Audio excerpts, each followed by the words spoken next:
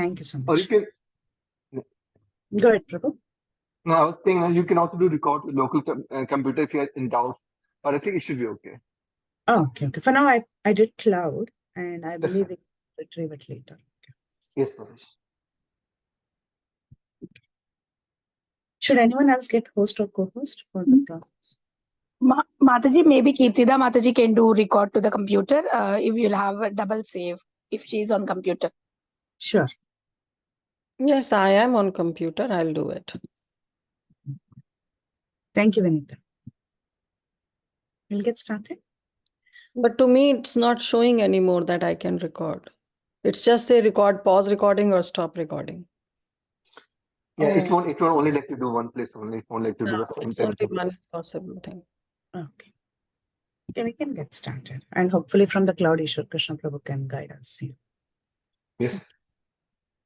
Om Ajnanatimirandhasya Jnananjanashalakaya Chakshurunmilitam Yena Tasmai Shri Gurave Namaha Mukham Karoti Vachalam Pangum Langayate Girim Yat Kripatamaham Vande Shri Gurum Dinatarinam Paramananda Madhavam Sri Krishna Chaitanyamishwaram Namo Vishnupadaya Krishna Preshthaya Bhutale Srimate Bhaktivedanta Swamin Niti Namine Namaste Saraswate Deve Gauravani Pracharine Nirvisesha Shunyavadi Paschatya Deshatarine Jaya Shri Krishna Chaitanya Prabhu Nityananda Shri Advaita Gadadhara Srivasadi Gaura Bhakta Vrinda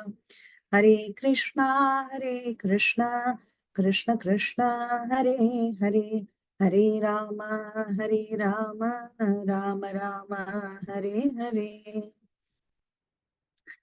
We are doing our series on an in-depth study in the Valmiki Ramayana. I said in-depth study, but still it's only going to be an overview because Valmiki Ramayana is so deep, you really cannot finish an in-depth study in 1 year. So we are going to do an overview of the Valmiki Ramayana. And the agenda for this particular course is that we will be covering Valmiki Ramayana. We will see important verses from the Mula Ramayana. And we will also see a few commentaries on these important verses as we go through the storyline. So that is the task given in hand. And we have already completed class number 1. This is class number 2. In the first class, I will quickly summarize what we did once we get started, and then we will head into class 2 today. Okay. So I'll share screen, and then we can sing prayers to Valmiki, to Lord Ramachandra, and to Hanuman. And then we can proceed on to the summary of what we have seen so far. And then we will continue with today's class. Kujantam Rama Rameti Maduram Madhuraksharam Aruhya Kavita Shakam Vande Valmiki Kokilam Valmikir Munisimhasya Kavitavanacharinaha Shrinvan Ramakatanadam Konayate Paramgatim Vedavedye Paripumse Jate Dasharatatmaje Veda Prachetasad Asit Sakshat Ramayanatmana Anjananandanam Veeram Janaki Shokanashanam Kapisham Akshahantaram Vande Lanka Bhayankaram Manojavam Marutatulyavegam Jitendriyam Buddhimatam Varishtam Vatatmajam Vanarayudamukyam Sri Ramadutam Shirasa Namami Anjaneya Madipatanadanam Kanchanadri Kamaniya Vigraham Parijata Tarumulavasinam Bhavayami Pavamananandanam Yatra Yatra Raghunatha Kirtanam Tatra Tatra Kritam Astakhanjalim Bhashpavari Paripurnalochanam Marutim Namata Rakshasantakam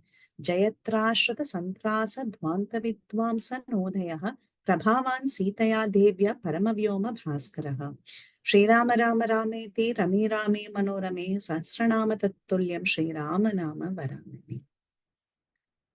So we started the Valmiki Ramayana in our previous session, which was last week on Monday.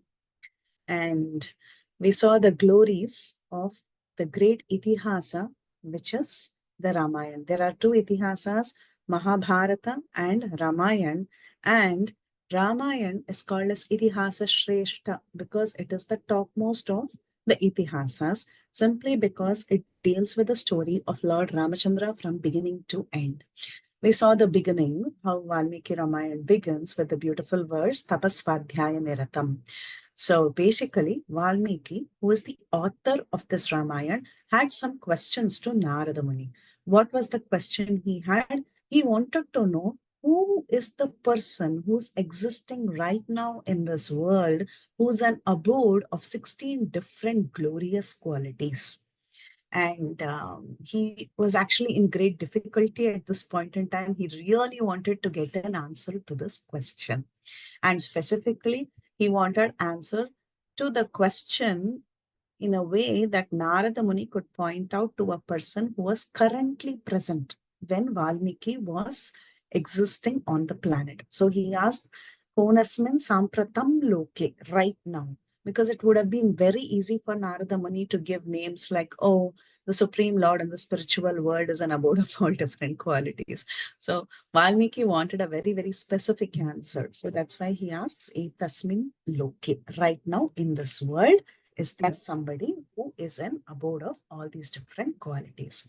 And we discussed the 16 glorious qualities, beginning with Gunavan. Gunavan means good natured, but then we saw details as to what Gunavan really meant, and it means Saushalya and Saulabhya Guna. And of course, we discussed this in great detail. And then Narada gave an answer saying that Ikshvaku Vamsha Prabhavo Ramo Namajane Shrutaha. The people, they call him as Rama, and he is the one who's born in the Ikshvaku dynasty. He is the one who has these Shodashakala. That means the beautiful 16 qualities, just like how the moon in the sky has 16 different kalas. And hence, we call this Lord as Lord Rama Chandra. Though he was born in the Surya Vamsha dynasty, we still celebrate Lord Rama as Lord Ramachandra. And then Narada Muni, being a perfect guru who had all beautiful qualities, he speaks the Sanskshepta Ramayana to Valmiki. And Valmiki hears the synopsis of the entire Ramayana, and that is considered as the seed verses of the Ramayana. So now Valmiki, all that he had to do is he had to elaborate on these seed verses. So that was the task that was given to him. So he goes to the river Tamasa, and there he takes a bath and he gets ready to write down the Ramayana. But then at that time he sees two birds, two Krauncha birds, and a hunter came and he fell down. He killed one of the two birds. So in seeing the separation that the bird was feeling, he had intense shoka, which became a shloka. And that shloka, he intended to speak that shloka as a curse. But instead of it being a curse, it became the very first verse of the Valmiki Ramayana. And the verse was Maninshada Pratishtatva Magamaha Shashwati Samaha Yat Kraunchamithanadekam Avadi Kama Mohitam. Having said that, he felt very bad, but then Brahma reassured him. Brahma said, don't worry, Valmiki. It was indeed not a curse. Rather, it was a blessing. You have said the very first verse of the Ramayana, and it is the synopsis of the entire Ramayana. And as long as mountains and rivers flourish on the surface of this world, Valmiki Ramayana will be sung in every nook and corner of the world.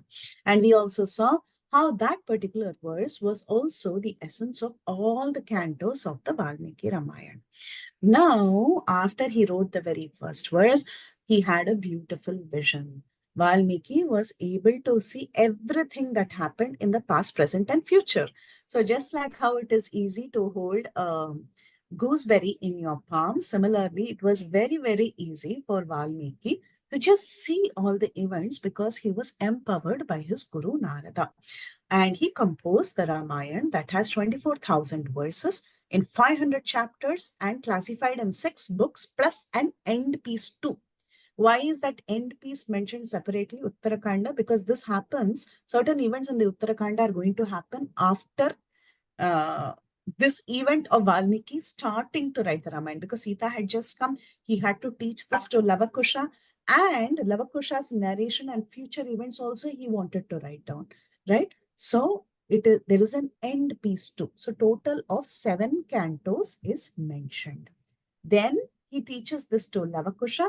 Lavakusha, they go to the palace and they speak the beautiful Ramayana. They not speak, rather they sing the beautiful Ramayana. And this particular epic comes to be known as Ramayana or Sitaya's Charitam, or it is also called as Paulatsya. We saw all of this. And we also saw how Lavakusha, they were singing this Ramayana very beautifully in the palace. And Lord Ramachandra's heart was so captivated that initially he was sitting on the throne and eventually he started moving closer and closer. And he sat with the rest of the audience to relish the beautiful story of Mother Sita. So then we saw how there is this great city of Ayodhya that was built by Ikshvaku, and the current ruler was Dasharath at this point in time when Valmiki is writing the story. I mean, when he was receiving the message to write the story. Okay, so while he was writing, he was telling that there was a great city by the name Ayodhya, and Dasharath was the king. And we saw the beautiful description of Ayodhya, how glorious Ayodhya was, how glorious the people of Ayodhya are. Though everything was very, very wonderful in his country, still Dasharath had one burning desire. He did not have a child. So he decided to perform the Putra Kamishti Yajna. Before performing the Putra Kamishti Yajna, one performs the Ashwamedha Yajna to get rid of sins. So he called on to his ministers and he had this proposal, and the ministers accepted it. And they said, we shall go to the northern banks of the river Sarayu and we can perform this great sacrifice. He called on to his queens and he asked them to enter a fast so that he could perform the sacrifice. At that time, what happened? Sumantara, he comes and tells that, oh my dear king, Dasharath, actually you having a son has already been predicted in the past. Sanat Kumara had predicted the arrival of your son, and it was mentioned that the great sage Rishyashringa would actually be doing the sacrifice for you.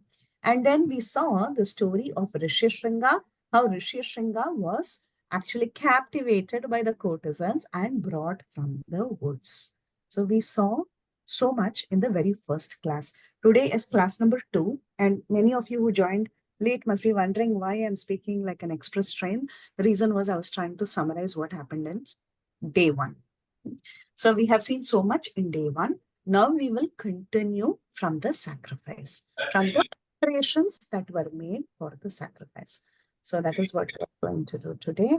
Meanwhile, I'm going to do mute all. So, yes. So now we will see what happened. How did the sacrifice actually take place? So Rishyashringa was brought, the Purohit was ready, and Dasharath was prepared for the sacrifice.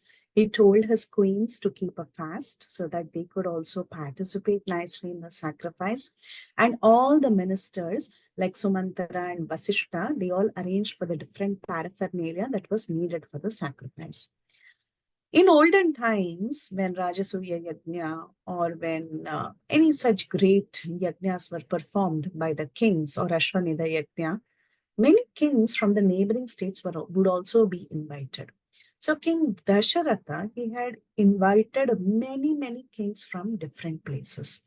So all of them came and the sacrifice began. Now, to start this sacrifice, initially, for the Rajasuya Yajna, a horse must be released. Okay. So how this, not Rajasuya, for Ashwamedha Yajna, the horse must be released. Ashwamedha Yajna, Ashwa means horse. So basically, the procedure is that a horse is released and the horse is allowed to go to different kingdoms. And wherever the horse goes, if nobody challenges the horse, then that particular king gives his approval that he will be subordinate to the Emperor Dasharath. If someone challenges the horse, someone sees the plate that is tied on the forehead of the horse, and he challenges the horse and he asks for a war, then he's not accepting the authority of Dasharath and he wants to wage a war. So this was a procedure. The horse would be let out for 1 full year, and the areas where the horse go would be eventually under the control of the emperor. This was the sacrifice that is performed, and it is called as Ashwamedha Yajna. So the horse went for 1 full year and it returned back. So for 1 full year, he had to wait for the horse to return back. Once the horse was returned back, 3 days of sacrifice was performed. Okay, 3 days of yajna was performed. And the whole sacrifice was initiated by Rishi Shringa. With great difficulty, they brought Rishi Shringa. Now, Rishi Shringa had started it, and the 3-day sacrifice post 1 year began. So what were the 3 days of sacrifice? The first day, there is a sacrifice called as Chatustoma. The second day, it is called as Atirata. And the third day, the sacrifice is called as Uktayam. So these different sacrifices were performed. And at the end of the sacrifice, different gifts were given to the Purohits. And not only the Purohits, everybody was fed sumptuously. And Dasharath, actually only these 3 were enough for the Ashwamedha Yajna. But Dasharath decided to perform more sacrifices. So he performed Jyotishoma sacrifice, Ayushi sacrifice, Aitarata sacrifice, and so on. So like this, many other sacrifices he performed so that not only he could be benefited, but all the people in general could be benefited. Now, how does one reap the result of the sacrifice? So the reason he is doing Ashwamedha Yajna is because he can get rid of his sins. Why should he get rid of his sins? Only then he will become eligible to perform the Putrakamishti Yajna to get sons. So there is a procedure. When you desire to have sons, the formula is that you perform Putrakamishti Yajna. But are you qualified to perform Putrakamishti Yajna? There is a precursor. There is a requirement. What is the requirement? You have to perform Ashwamedha Yajna before you perform the Putrakamishti Yajna. What happens when you perform the Ashwamedha Yajna? When you smell the smoke in the Yajna, it purifies you in not only your body, but it also purifies you from all the previous sins that you have performed. So that was the reason why this Ashwamedha Yajna had to be performed in the first place. So our Dasharath Maharaj, he had the opportunity to actually smell the smoke from all of these yajnas, and in that way he was purified. So he gave donations very nicely. He called everybody. He very nicely rewarded all the Purohits. He gave them a lot of money. And not only that, he fed everyone nicely. Then after this, Dasharath Maharaj, he requests this Rishi Shringa to now perform the Putrakamishti Yajna. Okay, now he was qualified to perform the Putrakamishti Yajna. So he asks Rishi Shringa, thank you so much. You performed this Ashwamedha Yajna so nicely and we are all purified now. But however, I request you to also perform the Putrakamishti Yajna because my desire is to have sons. And Rishi Shringa blesses him at that point in time. He says, I will surely perform a sacrifice for you. And from the sacrifice, you will not just have 1 son, you will have 4 sons. So after 1 year of the horse roaming about and coming, after 3 days of the actual yajna, for 1 full year, as per the rules and regulations set down in Atharva Veda, the Putrakamishti Yajna was done. So we think it's very easy to perform Putrakamishti Yajna and get children, but it's not like that. You have to perform just the Putrakamishti Yajna for 1 year, and you just cannot directly go and perform it. You have a lot of prerequisites.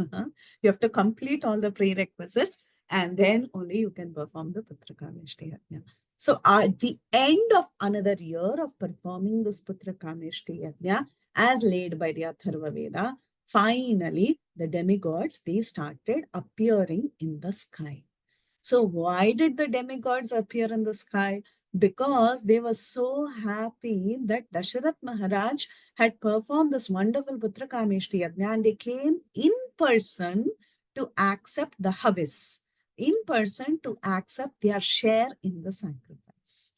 And they were having a small conference in the sky. As they were discussing with each other, one demigod started complaining to the other demigod, saying, "It is so nice Dasharath is performing sacrifice, but our situation is not all that great. We are constantly tormented by the demons like Ravana. Ravana is torturing us in various ways. We have to find a way to actually get rid of Ravana." So while the demigods were talking like this, their leader, Brahma, appeared in the sky. The minute Brahma appeared in the sky, all the demigods, they rushed to Brahma with a huge complaint list. So they started telling their complaints and they said, "Brahma, why did you give so many boons to Ravana? And look at this Ravana, he's not torturing us and we have no peace of mind." So Brahma very carefully, he heard all of their complaints and he was thinking, how am I going to resolve this? So when he was thinking like that, in the sky, there was a bright effulgence and somebody appeared. Can we have a show of raised hands, please, to repeat verses? Okay, I'll just call. Kirtida. I was about to call your name. Kirtida Sundari Mataji, you can read, or you want me to say whatever is Yes, Mataji, you go ahead and I'll repeat after you. Etasminnantare Vishnur Etasmin antare Vishnu Upayato Mahadyutihi upayato mahadviti Shankachakra Gadapani Shankha Chakra Gadapani Pitavasa Jagatpati. Pitavasa Jagatpati. Thank you. So at this time in the sky, the greatly effulgent Lord of the universe, Lord Vishnu, he is Jagatpati, right? He appeared in the sky bearing in his hands conch, discus, and mace. And he was dressed in yellow cloth and he appeared very effulgent. This is the translation of this verse. And our acharyas have commented heavily on this verse. So it says, Etasmin antare Vishnu. Right there, Vishnu appeared in the sky.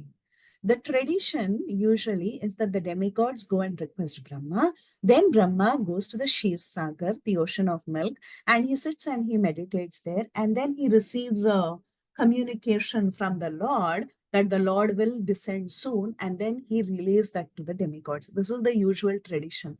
But something changed at this point in time. The Lord himself appeared in the middle of the sky. Etasmin antare, right there, Vishnu appeared. Upayato, he was stationed there.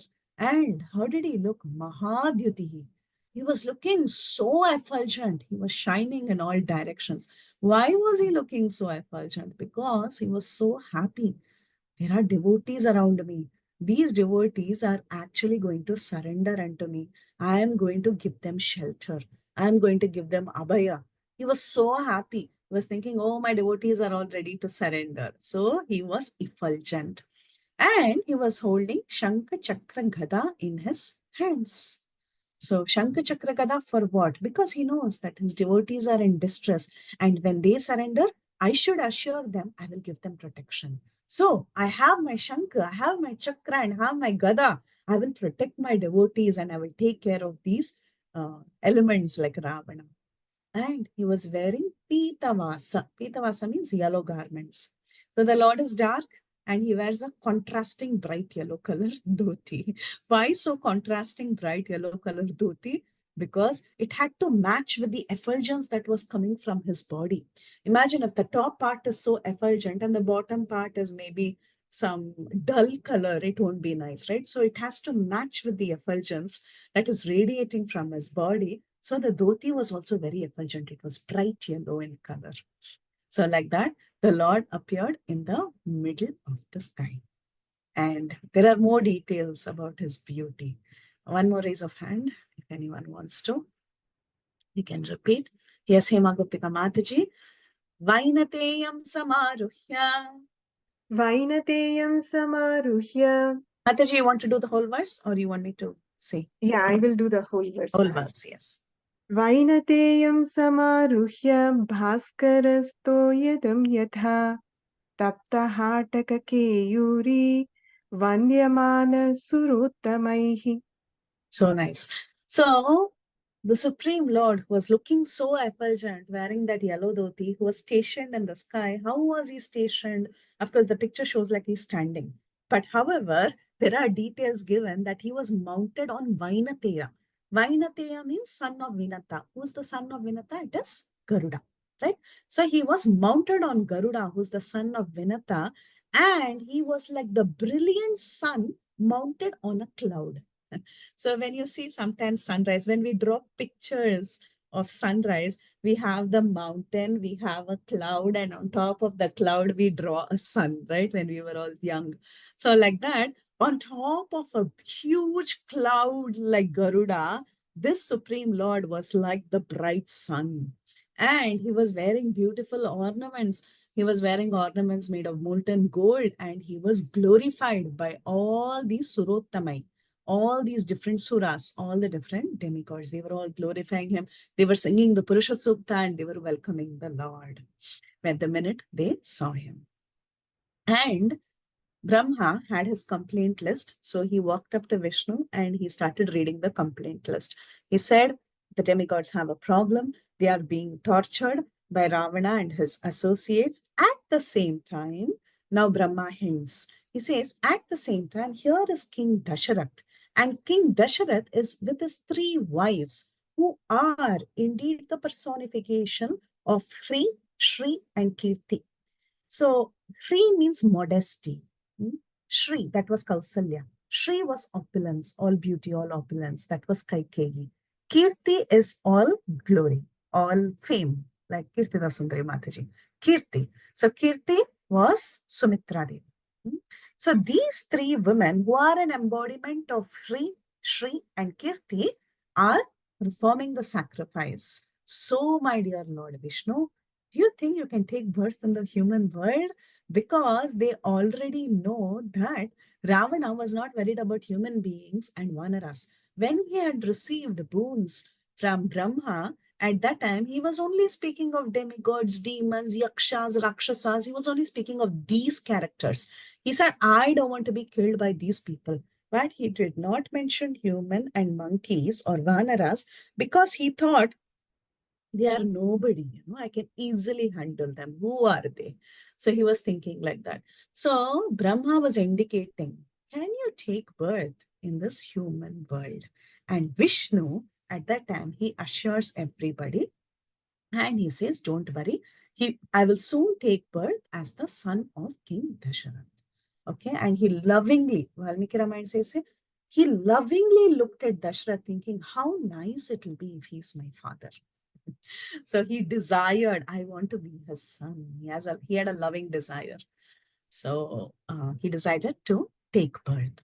Then, meanwhile, the sacrifice was about to get over, and at the end of the sacrifice, the result must be given, right? What was the sacrifice about? The sacrifice was about Putra Kamishti Yajna.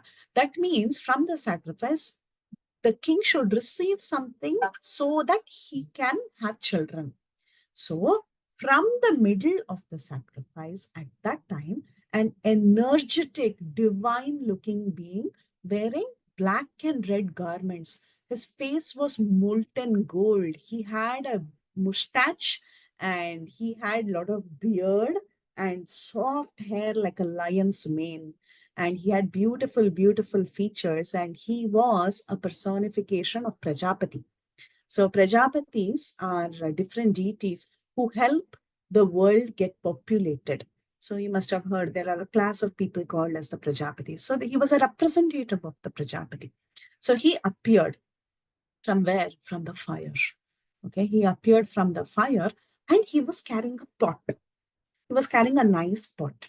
That pot had the divine dessert, the kheer, rice kheer. And there is a description about the pot. The pot was golden in color, not only color, in metal, it was golden, and it had a silver lid. Now, again, there is a commentary. Why should the pot be golden and the lid be silver? So that the temperature can be perfect. Because this pot is emerging from Agni. You all know gold is not a very good conductor of heat. That's why you wear gold ornaments. Okay, it doesn't. It's not like silver. When you touch silver, it becomes very, very hot. But when you touch gold, it is not very hot. However, it absorbs the heat from our body. But to the touch, it is not very hot. So he picked a golden pot that with a silver lid. Why silver lid? Because he wanted to also trap the heat of that payasam. That way, the kheer or the payasam is dispatched in a perfect temperature. That way, when the wives consume the payasam, there is some nice chemical change that happens in the stomach, and they are able to conceive good children. This is the idea. So it was there are so many details about metallurgy here. So eventually, it was a golden pot with a silver lid, and that was given to Dasharatha. And Dasharatha looks at this personality who was sent by Prajapati, and he receives instructions. This person says that give it to your wives who are qualified. Give it to your eligible and qualified wives. Okay. So he gives that specific instruction. Now you all know Dasharath had 350 wives. So the instruction given here was give it only to your eligible wives. And Dasharath, to an extent, was guided by his ministers that the three ladies would get into a vow. That was Kausalya, Sumitra, and Kaikeyi, the three of them. So they were considered the eligible wives, the three key wives who would actually be receiving the kheer or the divine dessert. That way they can get conceived with children. Then Dasharatha was very, very happy. Like how Ramayana says, he was so happy as much as a pauper receives a huge lottery. If you have no money and suddenly you win 100,000 or a 500,000 lottery, how happy you will be. Like that, Dasharath was so happy because he had waited for so many years and he so badly wanted a son. So he was extremely happy and he thought, finally, I reaped the result of the sacrifice. So the payasam was given, okay, it was handed over. At the same time, in the sky, we have all these personalities stationed and they are watching everything, right? So Brahma, he calls on to all the demigods who are present there and he makes a request to all the demigods. He says, see, on our behalf, the Supreme Lord is so compassionate that he is going to descend into this mortal world. You also, you should go and you should help him.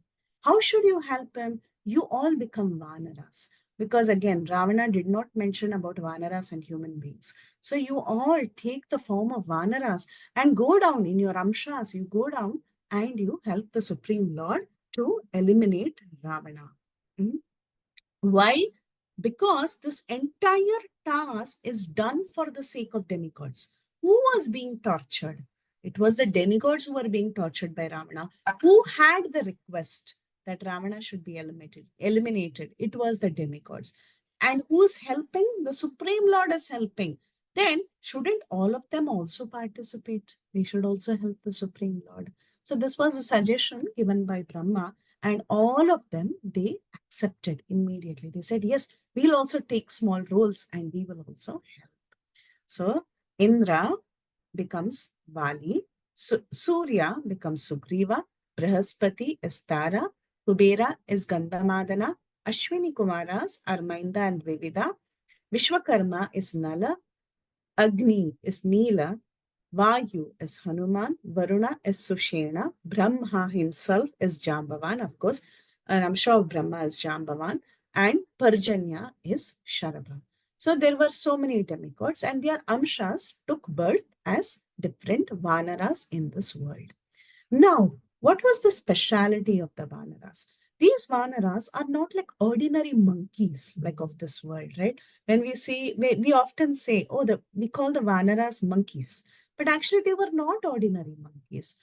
Ramayana says all of them were able to attack with stones and trees and have their nails and claws as their weapon. it still sounds like an ordinary monkey. But then he further says, they can rock greatest mountains, rip firm-rooted trees with their speed, and they can agitate the lord of rivers, which is the ocean.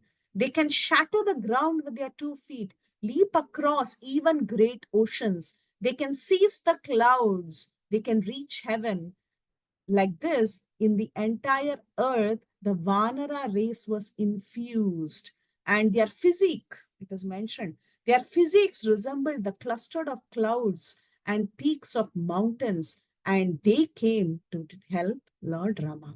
In fact, in other verses, future verses, it is also mentioned that they had mystical powers like flying in the sky, jumping very long distances, and so on. So these were not the ordinary Kali Yuga monkeys that you see here today.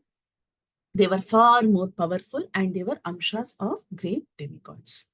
So an agreement was made in the sky. At the same time, the divine desert was actually delivered. And once it was delivered, the distribution of the kheer is also mentioned in the Ramayana. So how was the kheer distributed? I think it was not in the slide. It was my mistake. I don't know where I did skip the slide, but I will tell you from my memory. If I go wrong, somebody correct me. So the distribution was that 50% was given to Kausalya because she is the Pattamahishi. Pattamahishi means the foremost queen. And as per law, she has to get the lion's share. So she gets 50% of the share. Then 25% was given to Sumitra. Actually, Kaikeyi was the third queen. When we say the 3 queens of Dasharath, we say Kausalya, Kaikeyi, Sumitra. But technically, Kaikeyi was the last. Okay, she was the Jeshta. Govind Raja says she was Jeshta. That means she was the last queen in one sense. She was brought in later. But because of Dasharath's excessive attachment to her, we say Kausalya, Kaikeyi, and Sumitra. But it is Kausalya, Sumitra, Kaikeyi. So Sumitra got 25%. So now remaining is another 25%. In 100%, if 50 is gone and you have 25 that is given to Sumitra, 50 is gone to Kausalya, then the remaining is another 25. So now what he did was, he divided that 25 into 2 parts. He gave 12.5 to Kaikeyi and he had a remaining 12.5. So he looked around and he was thinking, this is the bottom part. You know, when you make kheer, many of you must have had that experience and you're serving it out. The bottom portion is really condensed. It's condensed milk. It is actually the essence of that entire kheer. Okay, it settles down. The heavy part settles down. So he was thinking, whom should I give this best portion to? And he looked around and he gives it specifically to Sumitra because Valmiki mentions there, because she was an abode of very great qualities. Sumitra had very high character. Valmiki says in multiple places, she was a woman of great character. So he thought, since the instruction given by that Yajna Purusha was to give it to the most eligible queens, he thought she deserves actually that extra amount, and he goes and he gives her that. So it is given to her. Now the order of children, that's why it is Rama, Bharata, Lakshmana, Shatrughna. So it is in the order in which the kheer was distributed. First Kausalya, then Kaikeyi, which is Bharata, Kausalya for Rama, Kaikeyi, Bharata, then a little bit of, sorry, did I get confused? No, I didn't. Okay. So first Kausalya, then Bharata, then Lakshmana and Shatrughna were. Okay. They took, so the distribution was not in order. It appears that Bharata was first born, then Lakshmana and Shatrughna were born later, right? So it appears that when it was distributed, Kaikeyi got it first and then Sumitra got it first, Kaikeyi got it next, and then again Sumitra got it. But why is it that the birth of the 4 sons was mixed up? That is, first Rama was born, then Bharata, then Lakshmana Shatrughna. The reason that there was a mix-up in the order of the birth was because Sumitra, being the great character that we were talking about, she waited. She did not consume the kheer till Kaikeyi and Kaikeyi and Kausalya consumed. She waited and then she took it last. Why did she wait? Again, commentary says she waited because she wanted to have one son who would serve Rama and one son who would serve Bharata. She wanted two sons who would become wonderful servants to the elder two brothers. So that was the reason, and that is the reason, though the kheer initially was first given to her before giving to Kaikeyi, Lakshmana's share of the kheer was first given to her before the share went to Kaikeyi. Still, she waited. She waited. She didn't drink it immediately. She waited till Kaikeyi drank a share. When the second share came, she drank both together. Okay, so that way, Lakshmana and Shatrughna are born later. Now, again, this portion of the order of the birth is commented, and there is a lot of differences in opinion among acharyas about who's elder. Is it Lakshmana or is it Bharata? There is a big conversation about this, but then the commonly accepted rule is that Bharata was older than Lakshmana and Shatrughna. Lakshmana and Shatrughna were twins. Okay? So they were born together. That is what is commonly accepted. Now, one year had passed. So the verse says, on completion of the ritual, 6 seasons had passed by. 6 seasons means 6 into 2, 12 months. One ritu is 2 seasons. One ritu is 2 months. So one season is 2 months and 6 seasons had passed by. Then in the 12th month, after a year, during Chaitra Masa, that is during peak summer, April, in India, and on the 9th day of the Chaitra month, which is on the Navami Tithi, when it was Punarvasu Nakshatra. When it was Punarvasu, that time, who was born? Lord Rama was born. How was he born? He was born, here is the verse, let's recite this verse. I'll have somebody raise hand again, so we can recite the verse. Yeah, Hema Kopika Mataji. Mataji, you want to go ahead and recite the entire verse? Yes, Mataji. ततश्च द्वादशे मासे चैत्रे नवमिके तिथौ नक्षत्रे दिदिदैवत्ये स्वोच्च संस्थेषु पञ्चषु ग्रहेषु कर्काटलग्ने वाक्पटौ इन्दुना सह प्रोध्यमाने जगन्नाथं सर्वलोकनमस्कृतं Kausalya जनयद्रामं सर्वलक्षणसंयुतं विष्णोरर्धं महाभागं पुत्रम् ऐक्ष्वाकवर्धनं लोहिताक्षं महाबाहुं रक्तोस्थं दुन्दुभिस्वम्. Very nice. So a beautiful child was born and he was looking very, very nice. His arms were lengthy. He had lotus-like red eyes. He had rosy lips. His voice was like a drum beat, and he was the eldest of the fold. He took birth to delight the entire Ikshvaku dynasty. This was the Supreme Lord who appeared. Now, when he appeared, of course, I just mentioned that he appeared in Chaitra Masa in Navami Tithi in Punarvasu Nakshatra. But when he appeared, there were 5 grahas who were in Uchasthan. That means they were exalted. You all know, you must have heard about birth charts, many of you. So we have 9 grahas, and these grahas rule our life. You must have heard about all these. The grahas are Surya, Kuja, Guru, Shukra, Shani, Rahu, Ketu, and so on. So when 5 grahas are in Uchasthan or exaltation, such a person becomes Lokanayaka. He becomes the Lord of the world. So we see Lord Ramachandra had 5 grahas in exaltation, which are these. Sun was exalted in Aries, Moon was exalted in Cancer, Saturn was exalted in Libra, Mars was exalted in I think this is Capricorn. Yeah. Venus was exalted in Pisces. So this was his chart. And he had 5 planets that was in exaltation. So the minute they saw this chart, everybody could understand this is the ruler of the entire world. And they gave him a beautiful name by Rama. Okay, we'll see the name soon, what it means. And on the next day, at dawn, the very fair-minded Bharata was born under Pushyami Nakshatra the next day.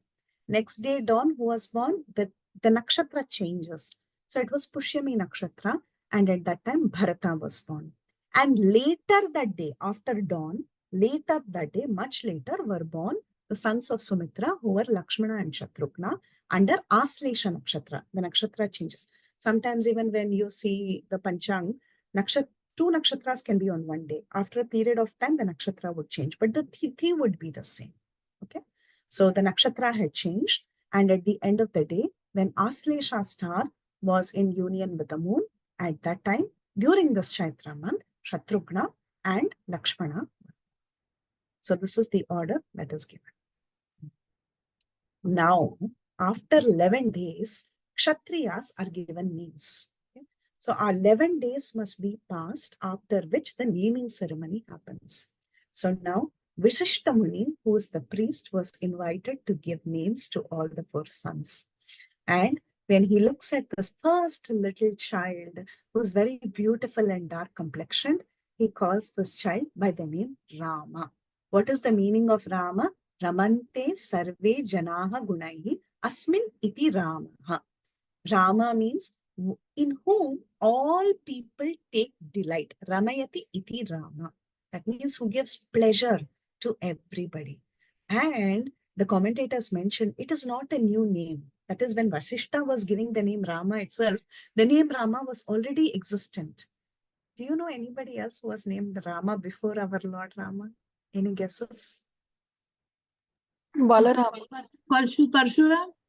Parshuram, yes. Parshuram was already Yes, Parshuram was already there. And then eventually Balaram was also born in the next forthcoming Dwapara Yuga. But anyway, so it was a commonly used name. And Padma Purana itself has that name apparently. So these are some commentaries. So next, the next child was Bharata. So why Bharata? Because he was having a Bhara. Okay, what Bhara?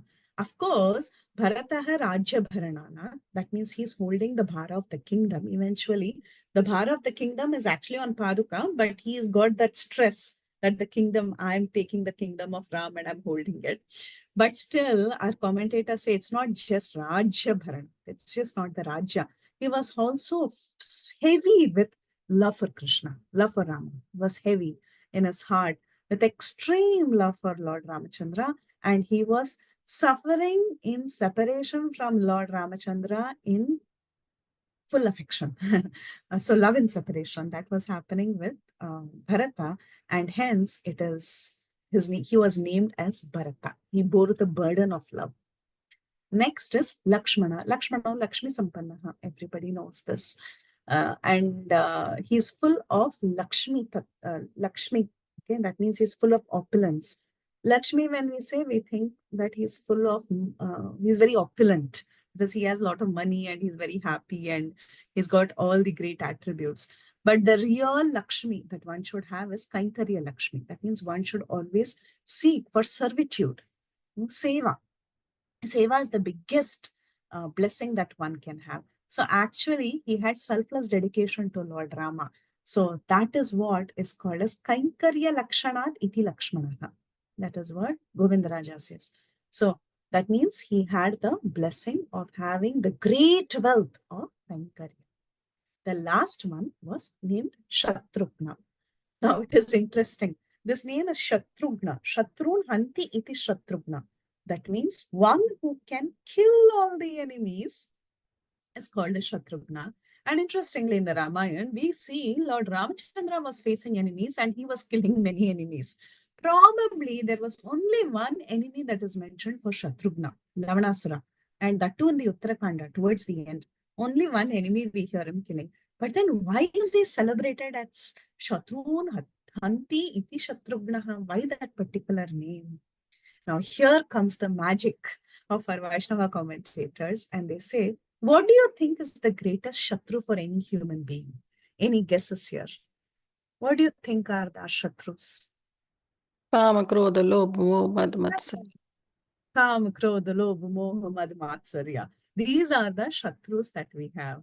That is, Kama is intense desire, Krodha is anger, Lobha is desire, Moha is illusion, Mad is madness, and Matsarya is excessive envy.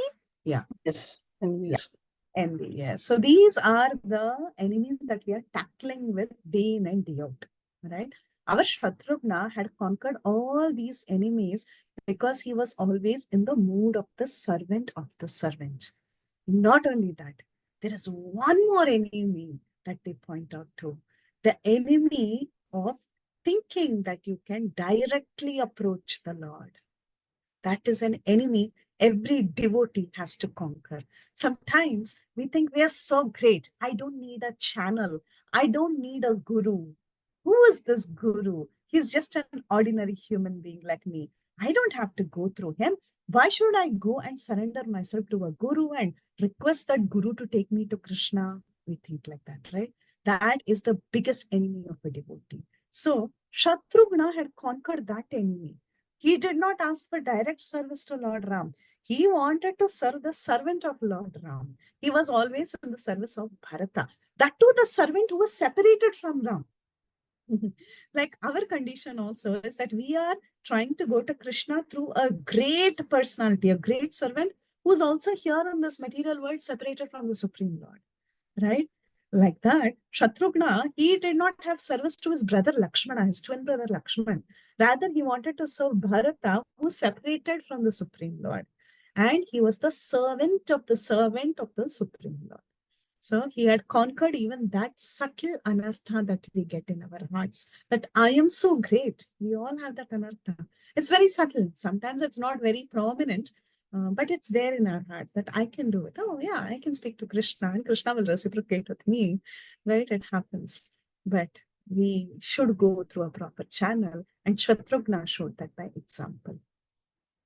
And he was Purohita. Who was Purohita? Vasishta. Vasishta was a very good Purohita because he saw the future and he was a well-wisher of the future. Purohita meaning is one who is a well-wisher thinking about our future. So that's why he's called as Purohita. And here Valmiki says he was the perfect Purohita. Very good. He did a great job. And he really wished well for the 4 children. So Rama, Lakshmana, Bharata, and Shatrugna, the 4 of them, they grew up together, the 4 of them. And how did they grow up? This is something that is interesting. So how did they grow up? Always Rama and Lakshmana were together. And Bharata and Shatrugna were always together. They were attached to each other. Whenever Rama would eat, Lakshmana will also go and eat with him. When Rama would go and play, Lakshmana would also go and play with him. When Rama would ride horses, Valmiki says, because he was a Kshatriya, he was trained in riding horses and going to the forest, Lakshmana would also accompany him. So wherever Ram went, Lakshmana went. Wherever Bharata went, Shatrugna also went. And this was the desire of Sumitra Devi. She wanted sons like this. This was her desire. And she was also very happy. So like this, they grew up. And in 3-4 verses, they became 12 years old. So no Ram Leela. Ram Leela is very less. That is Balya Leela is very less. Our Krishna Leela is so rich. He killed so many demons and he had a lot of fun. He stole butter and he did a lot of mischief. But Lord Ramachandra was a very good boy, very disciplined boy, no problems. He just did what he was told to do. And he did it very perfectly. And 12 years rolled by. So now he was 12 years of age. And both the boys, of course, all the boys, they had become 12 years old. And Dasharath was thinking at this point in time, it has been 60,000 years since I have lived. Imagine, he was 60,000 years old. And he was thinking, my children, they are growing up so quickly and I want to get them married. He had a thought, they're 12 years old. That is too much. It's high time they get married. So at that time, when he was thinking like this, I want to get them married and I have to crown one of Ramachandra as the prince. He was thinking of all these different things. At that time, there was the great sage Vishwamitra who appeared on the scene. So Vishwamitra had come to the palace of Dasharath, and all the ministers and the guards, they came running to Dasharath and they said that the great sage Vishwamitra has come in search of you. So Dasharath was very surprised first. Oh, Vishwamitra has come to see me. So he was very, very happy. He goes to the door and he welcomes Vishwamitra and he gives him Argya, Padyam and all that worship. And he invites him inside. So when he invites him inside, Dasharath asks a question to, Vishwamitra asks a question to Dasharath. He asks, are all of the provincial kings, that is all these small rajas that are there around the emperor, are they being very submissive to you? Are they paying their taxes? Are they being very submissive? Are they unnecessarily fighting? Is there any petty fights between small kingdoms? And he asks, have you conquered all your enemies? And are you performing the devotional and social works properly? Vishwamitra was also a great king. Eventually, he becomes a Raja Rishi, then he becomes a Brahma Rishi. Yeah? But he was also a great king. So he knew what the activities of another king was. This is also the nature of a guru. The guru knows our situation. You meet any great spiritual master, yes, they will ask you about your well-being and they know your condition. I've seen many, many spiritual masters. They will inquire. They will not directly say, okay, did you chant your 16 rounds? Nobody asks like that, right? So they will ask you, are you happy? Is your family doing well? Are you able to perform your duties nicely? And then they also ask, are you performing your devotion nicely?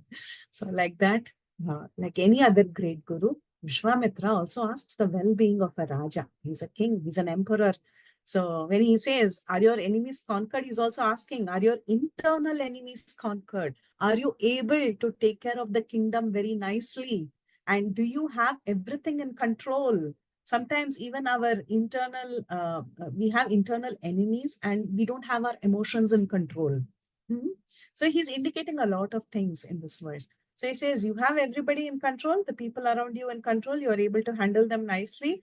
Is your internal enemies conquered? Are you keeping well?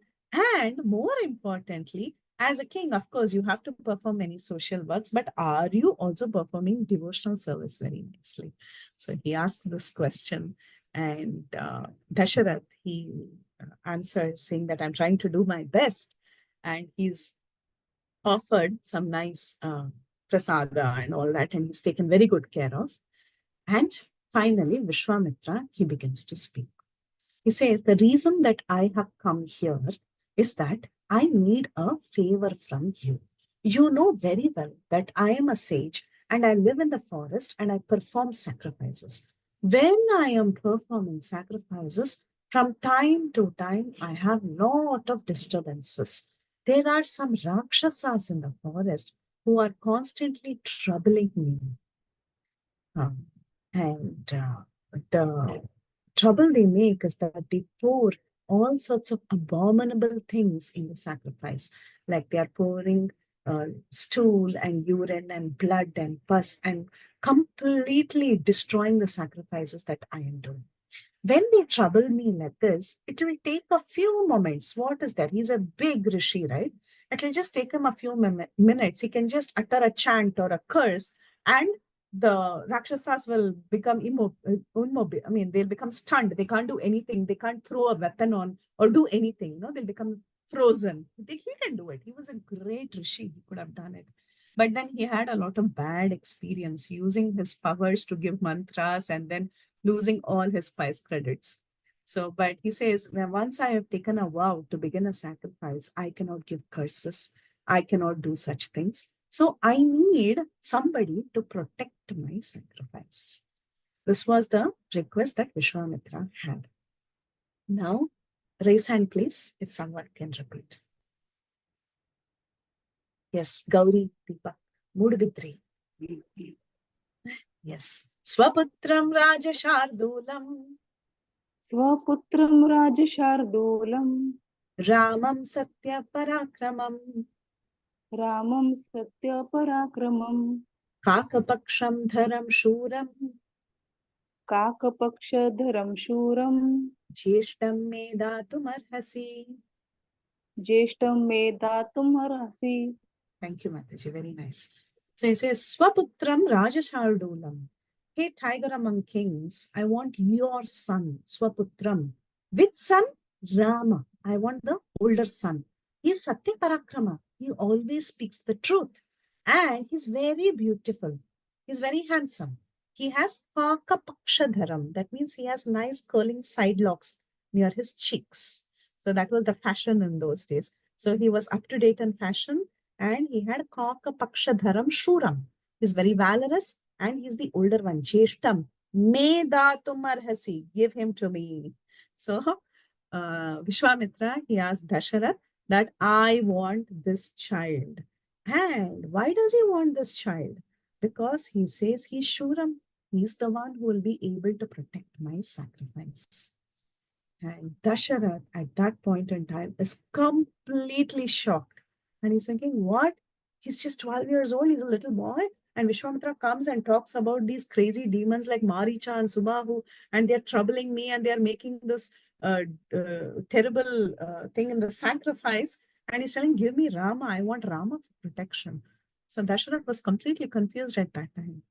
So to appease Dasharath, he said, Aham vedmi mahatmanam Ramam satya parakramam Vasishtopi mahateja ye me tapasi stita. So he's telling, Aham vedmi, I know. Okay. He says, you may not know, but I know who Rama is. You are involved in this kingly affairs. Once upon a time, even I was a king. But then from a Raja Rishi, I had to aim to become a Brahma Rishi. And Brahma Rishi means you should aim for moksha. That is the business of a Brahma Rishi. So aiming for moksha, I know who that Supreme Lord is. Huh? I know who he is. I know that Supreme Lord is Rama. Aham Vedmi. I know. Mahatmanam. I know the greatness of your Rama. Ramam Satya Parakramam. He is the one who's endowed with all great qualities like valor and truthfulness. Vasishtopi Mahateja. Even this Vasishta, he became a Brahma Rishi before me. This Vasishta. He also knows very well. He's also very resplendent. He knows everything. And all the sages here situated also know who Rama is. So I want only your Rama, because he is the one who can actually resolve anybody's problem. Now, Dasharath, when he heard all this, it is mentioned he literally swooned and he fainted.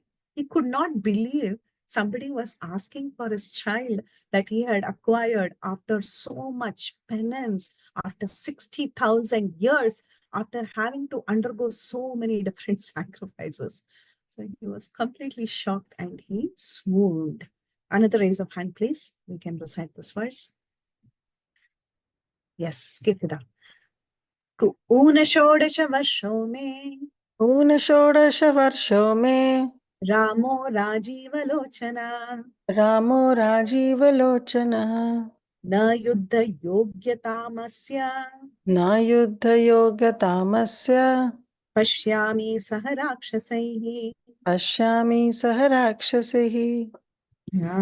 ऊनषोडश वर्षो मे. Dasharath, after collecting his memory and his conscious, he just gets up and he says, you're asking for my son? He is not even 16 years of age. That means, specifically, already Valmiki mentioned that Rama, Lakshmana, Bharata, and Shatrughna were 12 years old now. So specifically, he says, Una Shodasha. Shodasha, 16. He's not even 16 years now. Una Shodasha Varshome Ramo Rajiva Lochana. He's got lotus petal-like eyes. Why 16 years? Any guesses why he's saying 16 years? He's not even 16 years. What's so special about 16?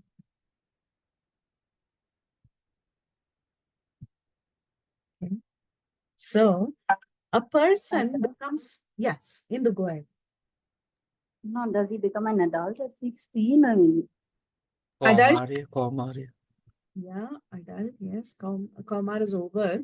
And correct, that is, he becomes fit for war. 16 years is when you enter the battlefield, okay? So you become an adult, Kaumar is over, and you're ready, you're fully trained in the Kshatriya training academy that you can actually go and fight a war. So he's not even 16. Why is Vishwamitra calling him? So that he can fight with the demons.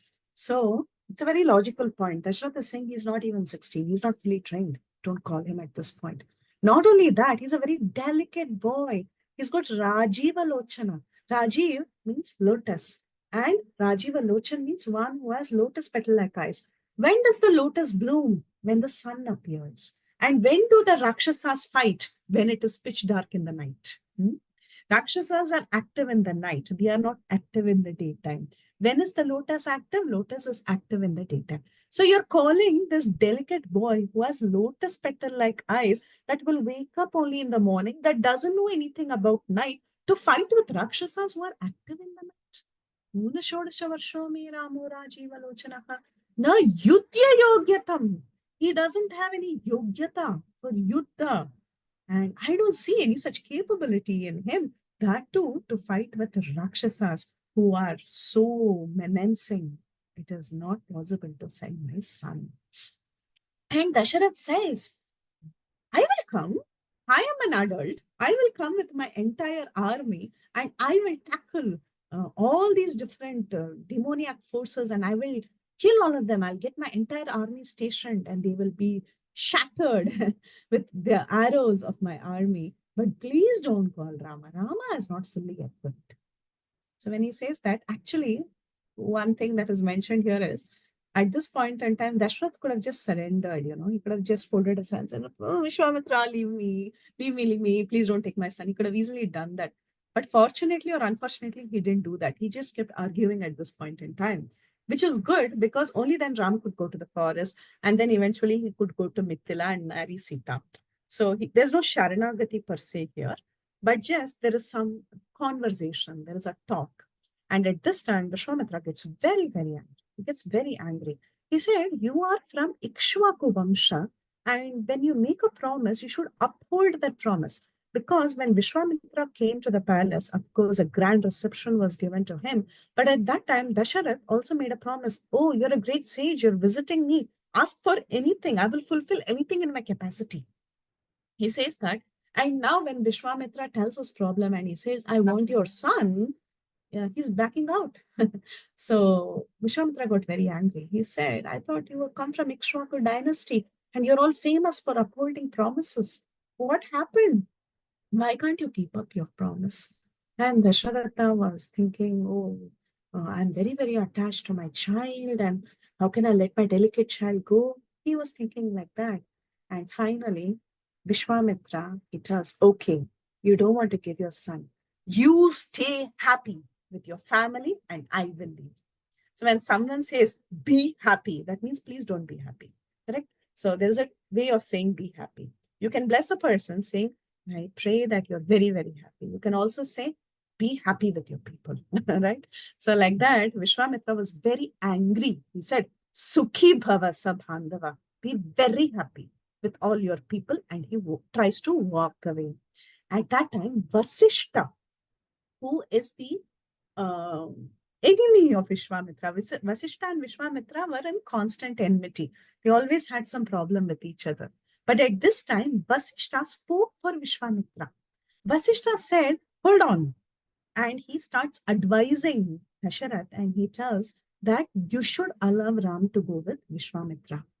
And he tells, nothing can happen to Ram. We know. Already Vishwamitra said, Aham Vedmi, Vasishta also Vedmi, also knows it.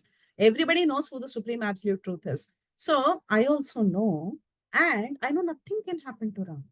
Vasishta assures. He says nothing can happen to Ram. And he tells not only that, if you think Ram is not capable of handling Rakshasas, then be rest assured Vishwamitra is capable.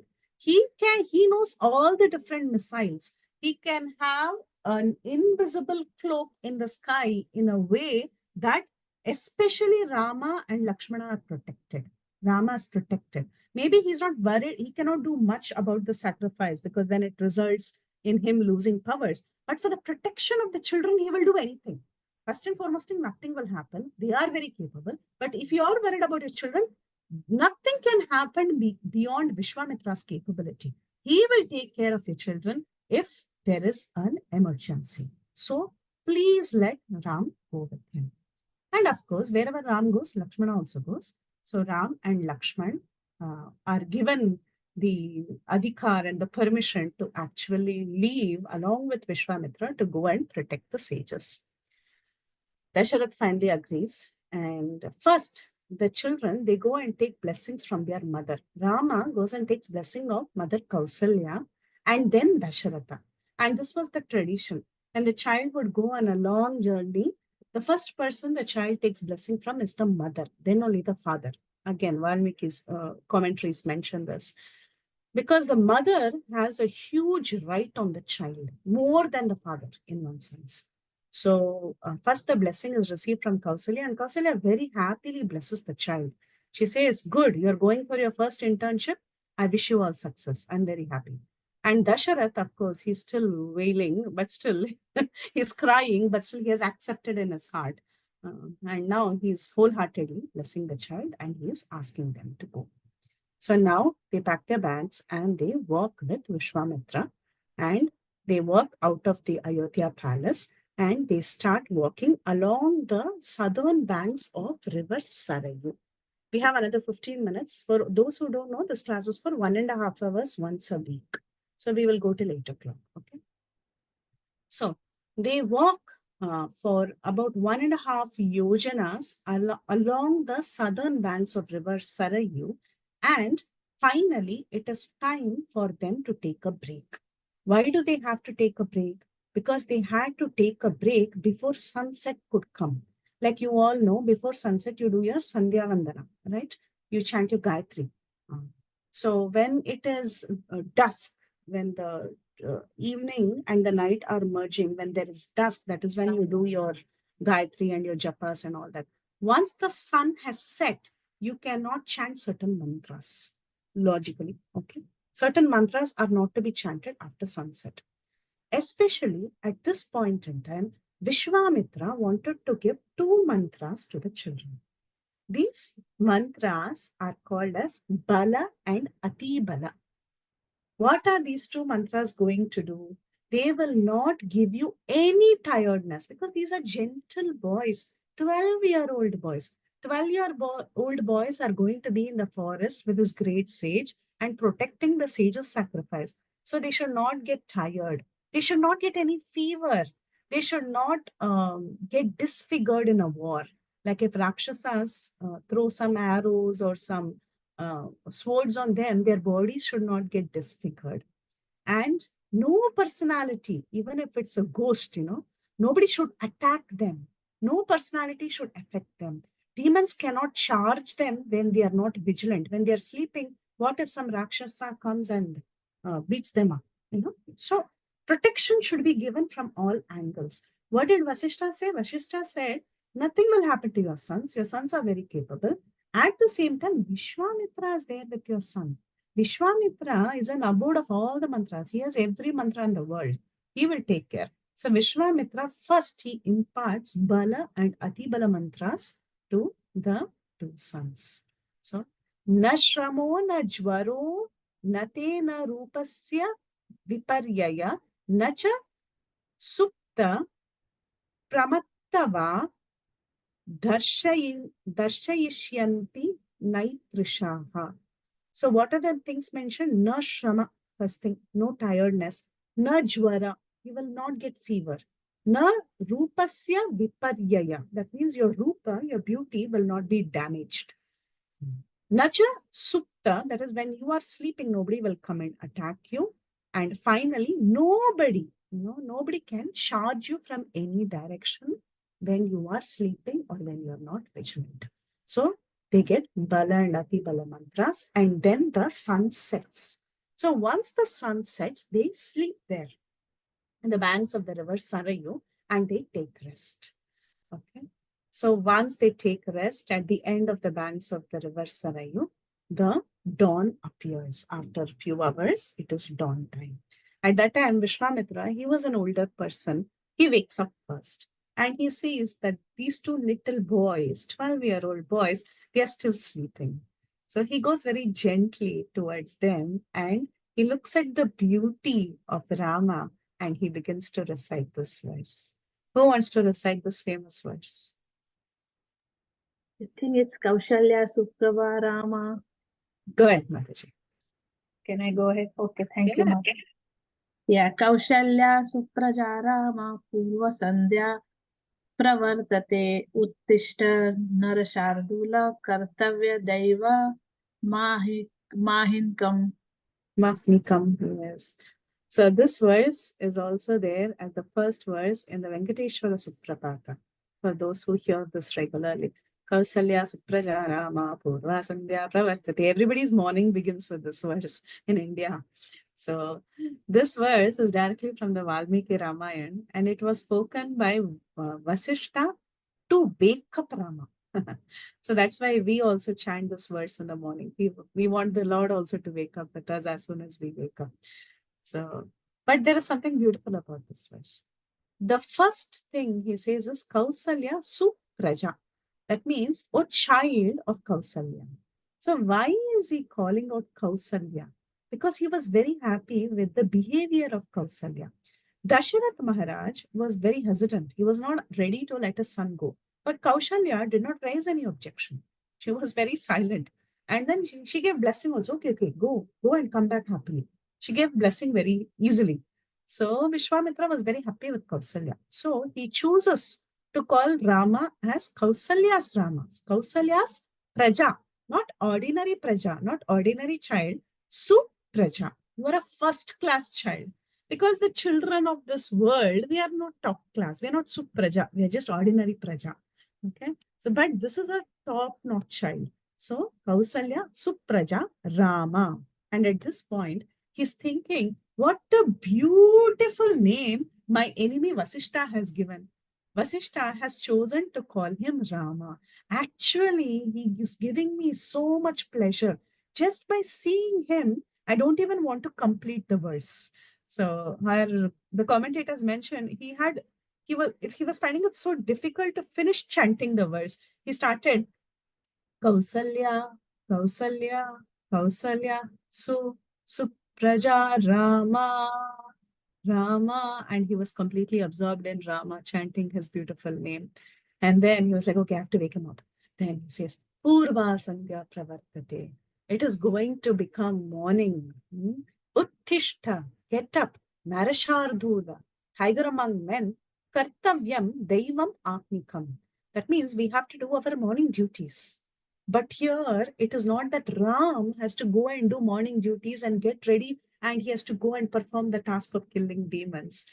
Indirectly, Vishwamitra is telling, Kartavyam Deivam Atmikam for us. We all, the entire world, has to wake up and perform their duties. For that, you wake up so that this entire world will wake up and go and perform their duties. Because you have no duty to perform, but we all have duties to perform. So you kindly wake up so that we can be inspired to wake up. So that is what Vishwamitra is telling. And he wakes up the two lords. So they wake up and they take shower. Of course, they take bath in the Sarayu River. They come out, they do their Gayatri. And they were already initiated into Gayatri. They were Kshatriya princes. So they chanted their Gayatri and they continued to walk with Vishwamitra. And as they walked along the river Sarayu, finally they came to the confluence of Sarayu and Ganga. And in the confluence of Sarayu and Ganga, there was an array of different ashrams, different huts of great sages. And this place was called as Kamashrama. This is the place where Kandarpa or Madana, right? The Cupid, he was actually burnt into ashes by Lord Shiva. So hereafter, it is story time from the next session. It is story time, not the story of Ram, but the stories Lord Ram heard from Vishwamitra. Lord Ram hears 9 different new stories. Why new stories? These stories were old. They were told many times, but it appeared new every time because Vishwamitra was telling these stories for these 12-year-old boys. Just like how when children are traveling with their grandparents, they like to hear stories. So like that, Vishwamitra was entertaining the two boys by telling different stories during their journey. And 9 different stories were mentioned. beginning with the first story that happens in Kamashram. Okay, so they see different places and Vishwamitra tells the history of different places as the boys are walking. So we will stop here and hold on till next class to hear more stories. And next class will be a story recital for a long time, all the different stories that Lord Ramchandra heard from Vishwamitra. So I'll stop here 5 minutes early. Any questions, comments, realizations, corrections? Sorry, sometimes I was not saying things properly. My memory gets mixed up, so sorry for that. And if you have any corrections or questions, please go ahead. Hare Krishna, Mataji, can I ask one question? Mhm. Mataji, I kind of did not understand why Dashrath Maharaja, he, unevenly distributed that payasam. Can you please explain it again, Mataji? So the first wife should get the lion's share. Okay, she is the one who's the most. She has to get it, and that's how it is. Now, when he gave 25% to Sumitra, she was the second wife. So he ended up giving the 25%, and there was a remaining 25. Okay, so now this remaining 25, he could have given to Kaikeyi. He could have. Yes. That is your question. But then the prediction already made was 4 sons will be born. Rishi Shringa also says that 4 sons will be born. And not only that, Dasharath was thinking that Sumitra is, he remembers the words of that person, the Prajapati Purusha who gave the thing, that give it among your qualified wives who are very good in nature. So he was thinking that actually she deserves the best portion. The best portion is the lowest part of a kheer, that is the condensed portion. He was thinking whom I should give that to. That is what his thought was at that point in time. And he gives it to Sumitra again. So 4 people was already predicted. He already heard this from Sumitra. Sanat Kumar had already mentioned about this in the past. And plus, Rishi Shringa also said, I'm going to generate this ceremony in a way that 4 children are. So he's thinking the 4th one, whom should I give? And he gives Sumitra. Okay. Thank you so much, Mataji. Your classes are always nectarian, and I really am indebted to you for, making this attempt to serve all of us. So, Dandavat Pranams to you, Mataji. Thank you very much. Hare Krishna. Thank you so much, Mataji. Hare Krishna. Hare Krishna, Mataji. Dandavat Pranam. Do you have a moment for a question, Mataji? Very beautiful, Mataji. So much in depth also. Mataji, okay. So one question that I had was, why was it that when they had such a long lifespan, their youth is still the same, like from the time they are born till the time they are young adults? I mean, it's still 16. Why was that? Why was everything not extended out? Did you like their Kaumaram should have been extended out, right? Their child. Kaumaram should be extended, okay. So why, I mean, when they have such a long lifespan, why is it that everything is not proportionally, like the entire life is not proportionally divided? Yeah, that's an interesting question to be analyzed. So at 16, they go to war. Yeah, why is it not properly spaced out? I don't know. I don't know. Yeah, you think too hard, Mataji. I never thought about it. No, I did not think about it, Mataji. Like, we were both listening. So Sudhir had the question. Sorry. Oh. Sorry. I have no answer. I really don't know. Maybe their adulthood is actually the thing that is extended. So I don't know. I don't have an answer to it. Yeah. But if anyone else has an answer, please feel free to answer. Yeah. Actually, what's the question of Sudhir Prabhu? Like, is it he's asking about Lord or about Dashrath? Everybody. Like in Treta, we are saying that Dashrath Maharaj was 60,000 years old. Same way Lord Rama lived for over 10,000 years. So that's why the question came, how come if they live that long, why is it their youth is restricted to just 16 years? That is, they become fit to war to go in 16 years. And then later they are considered adult. Shouldn't it be like they become to youth at the age of maybe 100 and then or Yeah, why 1,000? not proportionally? Like this is like 20% of our life is youth. I mean, if we are living to 100 right now, but in those days, why is it not? I mean, I don't know. It might not be. So one answer, I can actually think of one answer that I've heard in the past during my initial days in Krishna consciousness. I don't know if it's relevant here. One answer that I had heard, especially about Dashrath Maharaj, generally we say, why did he live for so long? Certain kings, some people live for too long, while others may not. Some question like that I had. And the answer given to me was some people had yoga bala. That means through certain yogic processes that they would practice on a day-to-day basis, they had the power to extend their lifespan. So some people would practice it regularly, just like how we all have regular practices in our life. Like we do chant, we do some basic practices in our life, right? So like that in those days, certain personalities had a lot of yoga bal. So they would practice these procedures and they would extend their life and they would have long lives. But specific answer to your question, how it can, the growth basically, I would say once they are adult, the growth basically is paused, extended in a way that they are able to live longer once they start practicing such yogas. I don't know. Prahlad Ananda Prabhu has an answer before I continue to speculate. I just had another question, and maybe we'll cover it in the next sessions or what. But I understand when Raja Dasarath married Kaikai, he had promised her father that her son would become the king after me if she has Yes. son. Is true or not? I don't know. I True, just heard. true. It's Yes. true. True.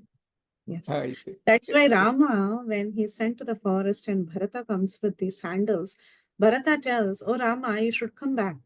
But then, and my mother did a mistake, something like that. They have a conversation.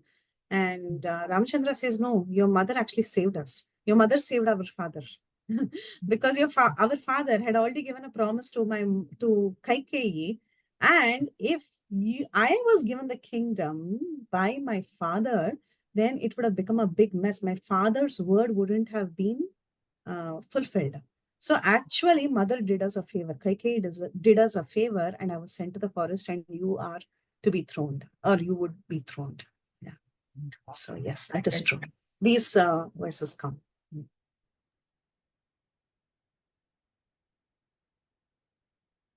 Anyway. Mataji, I have one last question. Sorry. Mataji, how is it that, Lord, like Rishi Vishwamitra and Rishi Vashishta are being so exalted and they are enemies, kind of? It's kind of very We are sad. going to see their story very soon, and we'll see how they even came out of the enmity in one sense. Yeah, I have heard those stories, but it's like, it's very hard to kind of imagine them that they were once had animosity towards each other, It's very natural. Among practicing devotees also, our aim is the same. Everybody wants to serve Krishna. Everybody is doing devotional service. But we have so much egoistic competition between each other. It is very normal. If it's not there, it's abnormal. Mataji, is But we normal should for work on it. us. They are rishis. Our category is much lower than the category of rishis. That's why I was kind of thinking, like that. It's demigods, all of us are conditioned. Yes, for them, Sattva is more, no doubts. But Yeah. all of us are conditioned living entities. And while we in this material world, because of that envy that we have, and we want to be the ultimate enjoyer, right? In Yeah. that misuse of our minute independence to become the enjoyer. And that is why we are in this material world. And the tendency will always haunt you all the time. So, yeah. Yes, we advance. We are trying our best. Krishna is very merciful. So he's taking us back. That's all. We have no qualification. Yes, even the great rishis, they have many good qualities. But then Rajoguna, Tamaguna doesn't leave anyone so easily. Nobody is in Shuddha Sattva. Everybody is in mixed modes. Even if you're in Sattva Gun, there is a mix of Rajoguna and Tamagun. You're not in Shuddha Sattva, right? Pure goodness. And this ego is very difficult. It's the last layer that goes away. Right? First layer that comes, last layer that goes. Yes, that's true. Okay, thank you, Mataji. Thank you. Hare Krishna.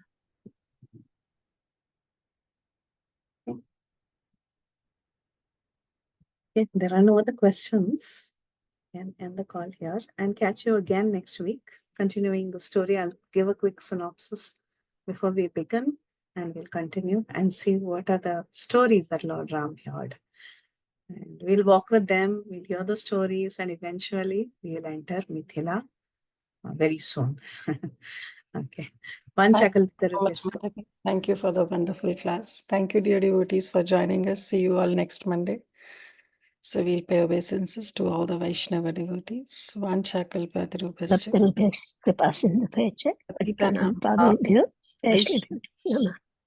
Anantapati Vaishnava Srila Prabhupada ki jai. Jai. Valmiki Rama Preethi Vilasini Mataji ki jai. Jai. Thank you, Mataji. Hare Krishna. Thank you, Hare Mataji. Krishna. Thank you. Thank you, Mataji. Thank you, dear devotees. I'm ending the call. Hari Bol. Hare Bol.